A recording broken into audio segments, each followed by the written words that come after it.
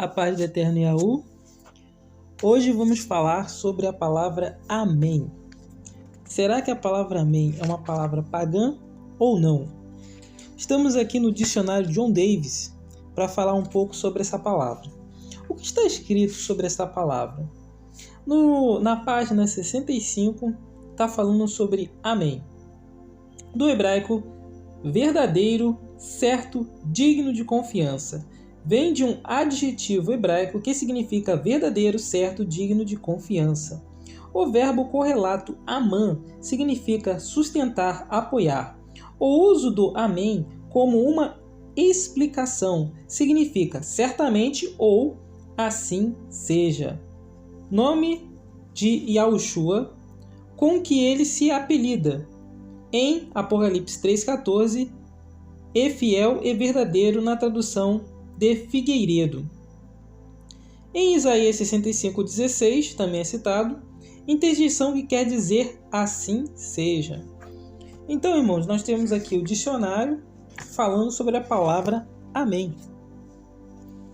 Mas, o que aqui no próprio dicionário, página 67, o que vem falando sobre a palavra Amon? Lembrando que no hebraico, no aramaico, eles utilizam as vogais e as consoantes muitas vezes são omitidas. Amon, a divindade egípcia, no egípcio Amém, ente invisível. A principal divindade de Tebas. Esta cidade foi capital do Alto Egito, cujo nome, em honra a seu deus, foi alterada para Noamon. Aí está aqui Jeremias 46, versículo 25 e um outro capítulo aqui de INA 3,8. Os hitos foram expulsos do Egito pelo poder dessa divindade e, por conseguinte, ela foi honrada como a primeira entre os deuses e considerada a sucessora de Ra. Era representada como tendo duas plumas de penas de falcão, um disco e um barrete vermelho. Então, irmãos, a gente vê claramente aqui que a palavra Amon, que é o deus egípcio, ele tinha uma pronúncia chamada Amém. Então, isso gera dúvidas. Vamos adentrar nesse mistério. Aqui você vê os aeróglifos que representam o nome do deus Amon. O primeiro é o ramo de cana, representado pelo iode, que é transliterado pelas letras I, J e, quando é princípio de palavra, pela letra A. Acima temos o tabuleiro de Senet, representado pela letra M e N. Abaixo nós temos o curso de água, representado pela letra N e L. À direita temos um determinativo que representa que é o nome de um deus. Aqui vemos algumas variações de seu nome: Amon, Amém, Ramon, Amun e Amanu. Essas informações foram tiradas do vídeo Amon é Amém? Do Loucos por Hebraico. Vou deixar o link na descrição. Nesse vídeo é falado que não se sabe exatamente como era a pronúncia do nome do deus Amon, por isso existem essas variações. Também é falado que para facilitar a pronúncia, entre as consoantes é colocada a vogal E, mas que essa palavra não tem nada a ver com a palavra Amém, porque no hebraico as palavras têm um DNA. Meu questionamento em cima disso é: qual era a língua falada no Egito? Será que essas palavras realmente não têm nada a ver com a palavra Amon? Se eles não sabem como é que era exatamente a palavra, por que não pode ser a mesma palavra? O caso da língua. Aqui nós vemos um estudo falando sobre a língua egípcia. Há registros escritos da língua egípcia que têm sido datados de cerca de 3400 AC, tornando-a uma das mais antigas línguas registradas conhecidas. O egípcio foi falado até o final do século XVI DC, da forma do copta. Copta ou copto é uma língua que floresceu por volta do século III, no Egito Antigo, da família linguística camito-semítica ou afroasiática. Dentre as línguas afroasiáticas mais conhecidas estão o árabe, o hebraico e o Hausa. A língua nacional do Egito moderno é o árabe. Não obstante a época, nessa região sempre foi falado o idioma semítico, com algumas variações, como o árabe, o aramaico, o hebraico, o acadiano. Isso funciona como dialeto de uma mesma língua, assim como no Brasil nós temos o português, que dependendo da região onde você está, ele varia algumas coisas, mas de uma maneira geral nós conversamos o mesmo idioma.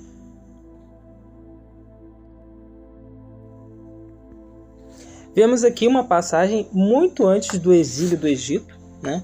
Até porque o Abraão foi profetizado a ele que a sua descendência ficaria 400 anos no Egito, e ele saiu de Ur dos Caldeus e foi para o Egito.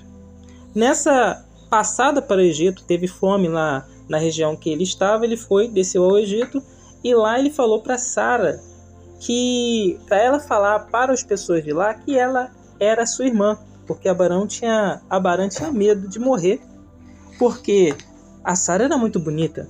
Então ele falou para Sara fingir que é sua irmã, e assim foi.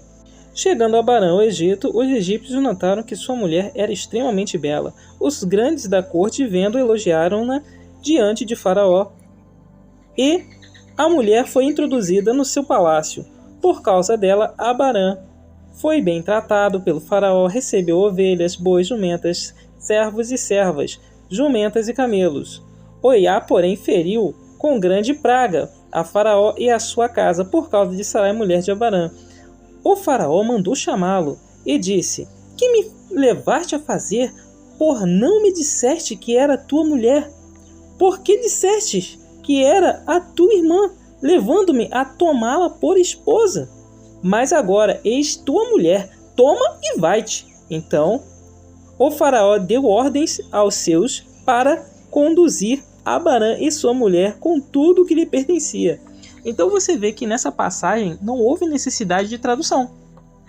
Ele saiu de Ur dos Caldeus, foi para Padã Arã, ele passou por vários caminhos lá, e quando chegou ao Egito, eles conversaram normalmente.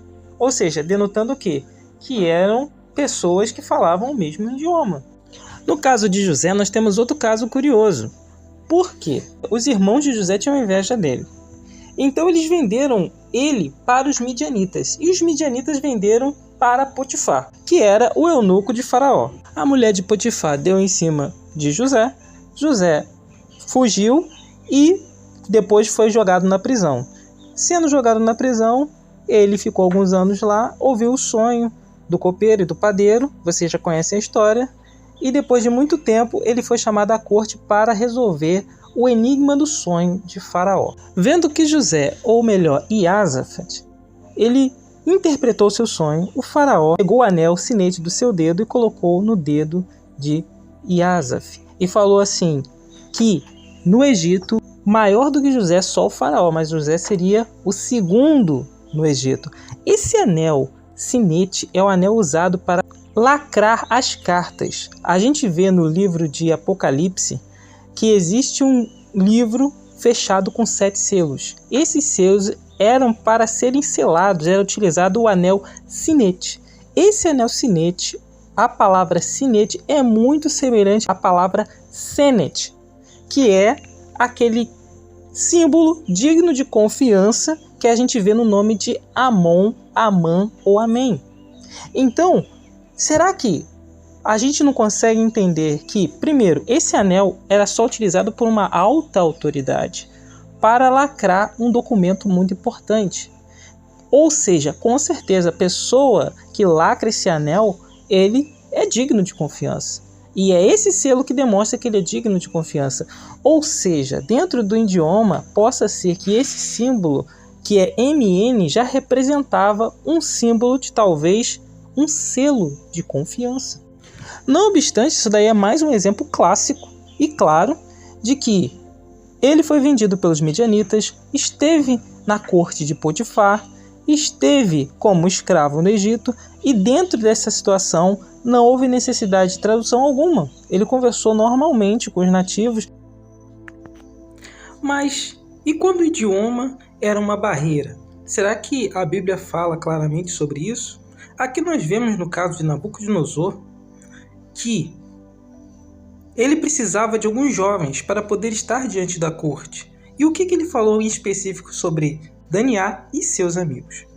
Então disse o rei a Aspenaz, chefe dos seus eunucos, que trouxessem alguns dos filhos de Israel, que é Iaú, dentre a linhagem real e dos nobres, jovens em quem não houvesse defeito algum, de bela aparência, dotado de sabedoria, inteligência e instrução, e que tivessem capacidade para assistirem no palácio do rei, e que lhes ensinasse as letras e as línguas dos caldeus. Aqui você vê claramente que eles ficaram durante alguns anos. Ensinasse as letras e a língua dos caldeus. E o rei lhes determinou porção diária das iguarias do rei e do vinho que ele bebia, e que assim fossem alimentados por 3 anos, para que, no fim desses, pudessem estar diante do rei. Vê que ele determinou que durante 3 anos eles fossem instruídos, fossem alimentados, para só depois então estar diante da presença do rei. Aqui a gente vê em 2 Reis 18, versículo 26, uma outra barreira linguística. Então disse Eliaquim, filho de Hilquia, a Esebna, a Joá, a Rabizaque: rogamos-te que fales aos teus servos em siríaco, porque bem o entendemos, e não nos fale em judaico, aos ouvidos do povo, que está em cima do muro. Então Rabizaque lhes disse: porventura mandou meu Senhor somente a teu Senhor e a ti falar estas palavras? Não, antes aos homens. Então você vê claramente que ali existia uma barreira linguística falando: fale-nos em siríaco. Por quê? Como os levitas eram doutrinados a falar várias línguas, eles poderiam falar siríaco, mas não queria que falasse em judaico. No caso, judaico é meio estranho, Provavelmente era aramaico, aqui a tradução é meio esquisita. Não obstante a isso, você vê que aqui existe uma barreira linguística, que os levitas, eles eram doutrinados em várias línguas, mas o povo só sabia falar o idioma normal. Com isso fica mais do que provado que o idioma que eles falavam era o mesmo. Mas muito além disso, a semelhança com os egípcios não ficava só na língua, mas também na própria aparência, cujo nós vamos ver adiante.